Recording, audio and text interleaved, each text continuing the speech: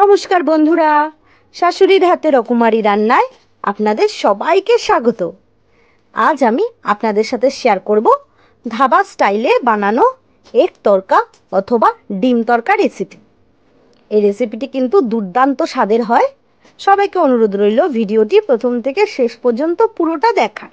তা চলুন রেসিপিটি ঝটপট শুরু করা যাক। প্রথমে গ্যাস অন করে কড়াই বসিয়ে দিয়েছি। এরপর কড়াইটা গরম হয়ে গেলে এর মধ্যে দিয়ে দেব সর্ষের তেল। পরিমাণ মতো সর্ষের তেল দিয়ে দিয়েছি। তেলটা গরম হয়ে গেলে দিয়ে দেব কেটে রাখা আলুর টুকরোগুলো। আলুর টুকরোগুলোকে কিন্তু ছোট ছোট করে কেটে নিয়েছিলাম। হালকাভাবে একটু নাড়িয়ে নিলাম। এরপর এর মধ্যে দিয়ে দেব দুটো তেজপাতা।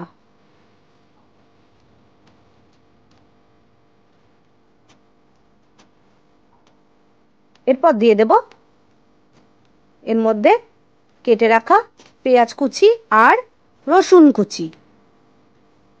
এরপর কিন্তু ভালোভাবে নাড়িয়ে চাড়িয়ে নিতে হবে।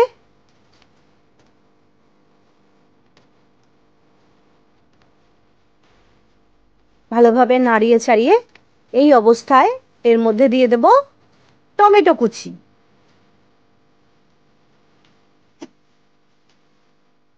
এবার টমেটো কুচি দিয়ে কিন্তু ভালোভাবে নাড়িয়ে চাড়িয়ে নিতে হবে।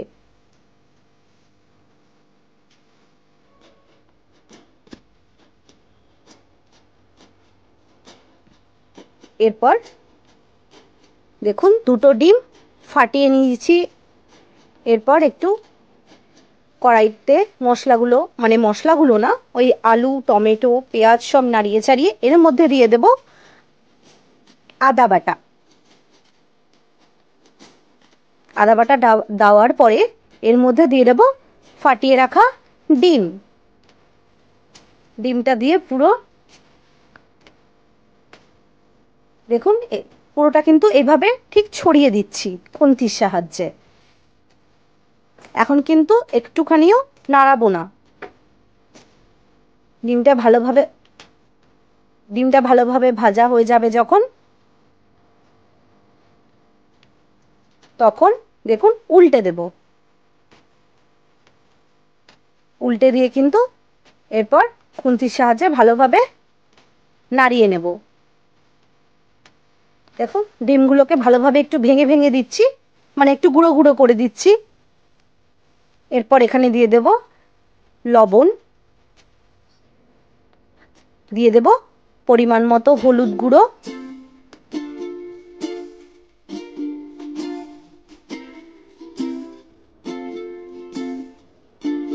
দিয়ে ভালোভাবে কিন্তু মিশ্রণটিকে নাড়িয়ে চাড়িয়ে নিতে হবে। এখনো কিন্তু দেখুন একটুও জল দিইনি।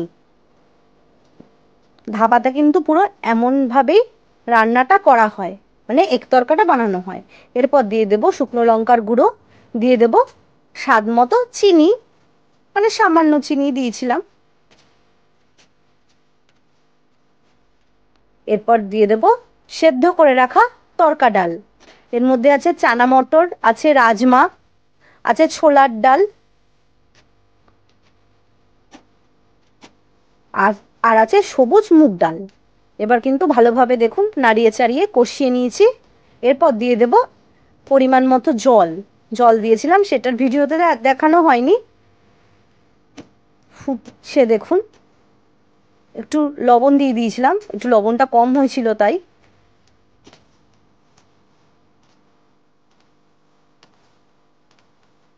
এরপর এই অবস্থায় এর মধ্যে দিয়ে দেব তড়কা মশলা। এবার ভালোভাবে নাড়িয়ে চাড়িয়ে নিয়েছি।